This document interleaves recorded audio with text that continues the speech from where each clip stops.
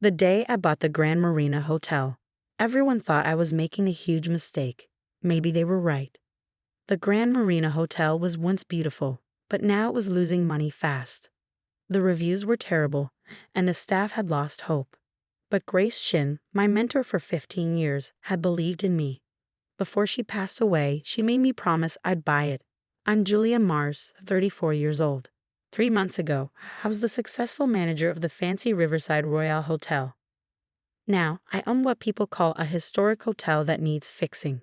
Others just call it a money pit.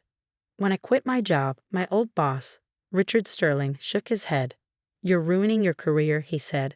Grace was too stubborn to change with the times. "That hotel will take you down with it." But Richard didn't know Grace like I did. She gave me my first hotel job when I was 19, cleaning rooms while studying hotel management. She saw something in me and taught me everything she knew.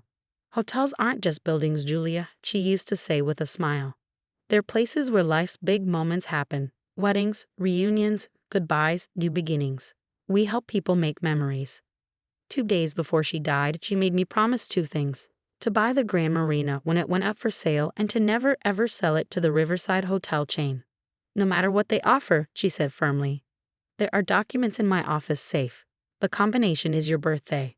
I promised her, not knowing I'd soon be selling my condo, emptying my savings, and taking out a big loan to keep that promise. The hotel's price was lower than expected. Grace's children just wanted to sell it quickly, but fixing it up would cost a fortune. On my first day as the owner, I walked through the building and saw why it was struggling. The once shiny marble floors were dull, the old chandeliers needed repairs, and the famous Riverside restaurant was barely running. But beneath the dust and broken lights, the hotel was still stunning. High ceilings, detailed woodwork, huge windows overlooking the river. They didn't make places like this anymore. Maria Garcia, the head housekeeper who had worked for Grace for 20 years, hesitated before speaking. "The staff, were wondering if we still have jobs." I smiled, remembering what Grace always said: "The staff is the heart of a hotel." "Your jobs are safe, Maria. In fact, I'll need everyone's help to bring this hotel back to life."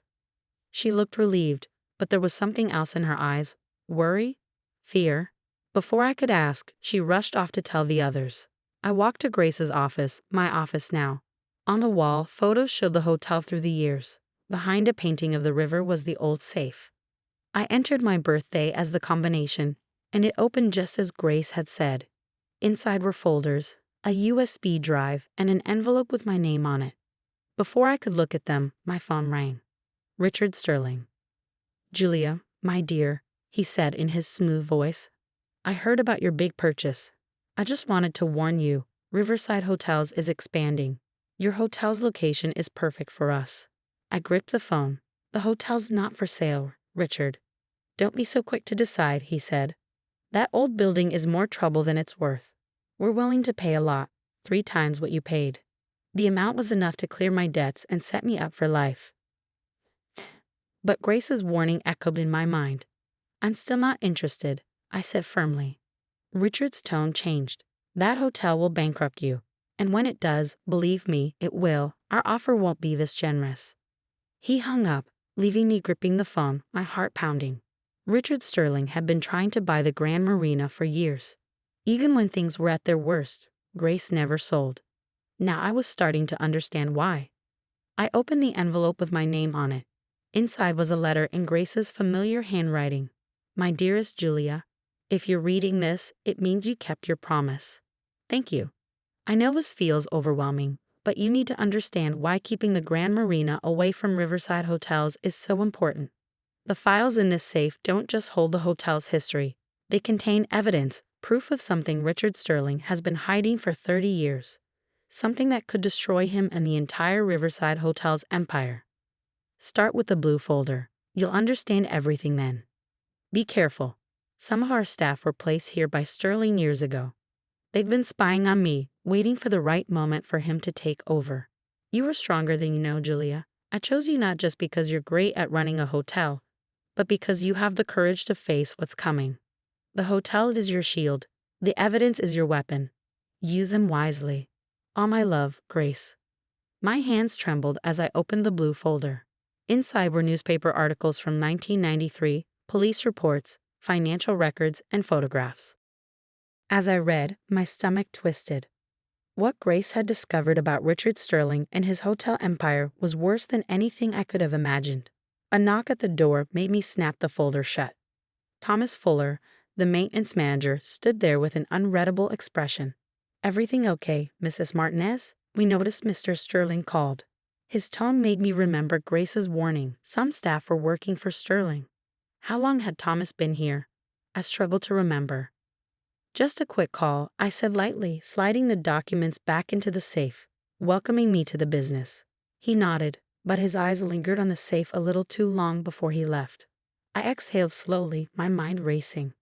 This wasn't just about saving an old hotel anymore. I wasn't just fighting to save a hotel anymore. I was fighting to expose a truth that powerful people wanted buried. And the real danger, it wasn't just Richard Sterling or his spies. Grace had uncovered something much bigger, corruption that reached the highest levels of city government. Some of those people were still in power. That night, once everyone had left, I went through everything in Grace's safe. The story hidden in those old documents was shocking. Back in 1993, the Grand Marina was one of 5 successful independent hotels in the city. Then, one by one, they were hit with mysterious accidents and health code violations. Within 18 months, 4 were forced to sell, bought up by a new company, Riverside Hotels, owned by a young Richard Sterling. But Grace's late husband, Henry Chen, had suspected something was wrong. He hired a private investigator who uncovered the truth. Sterling had bribed health inspectors, paid people to plant vermin, and even caused accidents to damage the hotels. Even worse, Sterling's startup money had come from Marcus Reynolds, the city's building commissioner. Reynolds used his power to block renovation permits for independent hotels while fast-tracking approvals for Sterling. The investigator put together a full report, but the night before he could go to federal authorities, he died in a car accident. 3 months later, Henry Chen died too, falling down the Grand Marina's service stairs. Another accident. Grace inherited both the hotel and the evidence, but instead of going public right away, she played the long game, gathering more proof while pretending to be just a stubborn old woman who wouldn't sell. The USB drive contained newer evidence, emails proving Sterling was still using the same tactics, offshore accounts hiding bribes, and shady deals with current city officials. But the worst discovery was a set of security camera photos from the night Henry Chen died. They showed a younger Thomas Fuller, our maintenance manager, on the service stairs just before Henry's fatal fall. My stomach turned. Thomas wasn't just a spy for Sterling. He might have been a murderer. Then my phone buzzed. A text from an unknown number. "Meeting tomorrow, 10 o'clock a.m. Bring all files from the safe. No police or press or accident reports from 1993 go public. Your choice." They knew about the safe, which meant Thomas must have tipped them off. I had to think like Grace. She had kept this evidence safe for 30 years. How? I glanced at the wall of old hotel photos. One caught my eye. A 1995 picture of Grace standing in front of the newly reopened Riverside restaurant. It had been closed for months after a mysterious kitchen fire. That's when I knew what to do. I grabbed my phone and called Maria Garcia.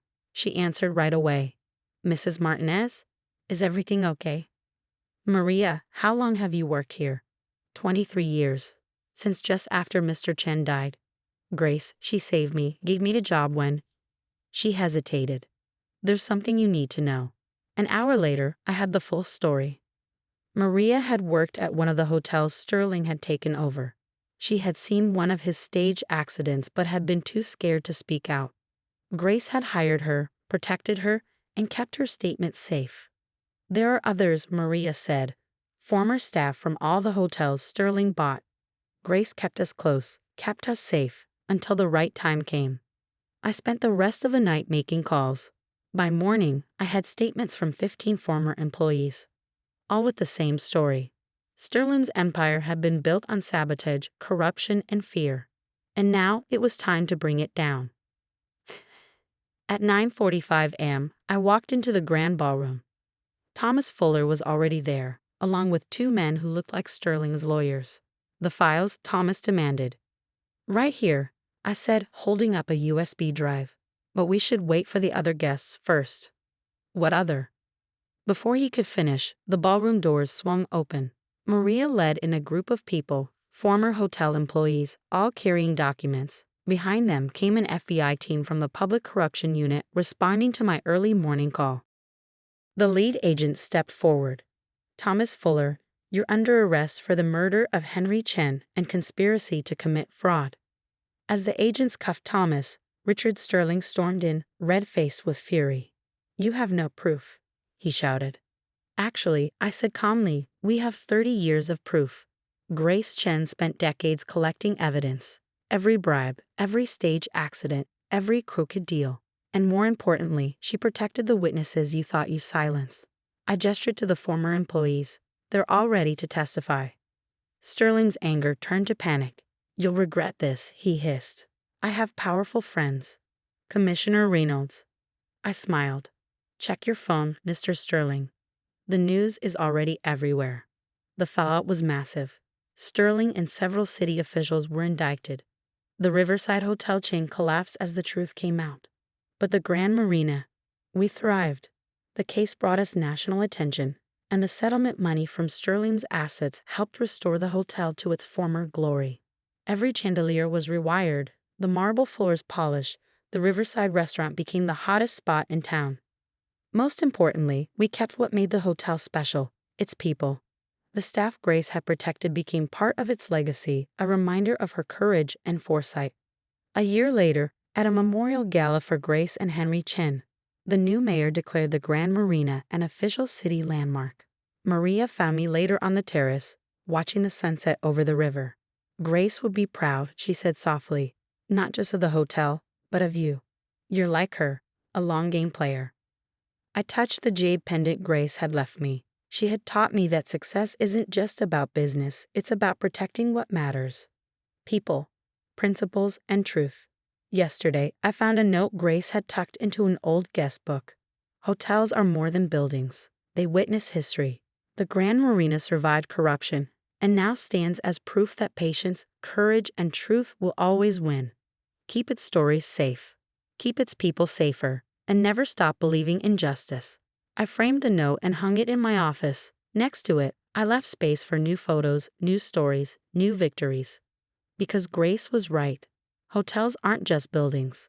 They are places where life's most important moments unfold. And sometimes they are places where justice finally finds its stage.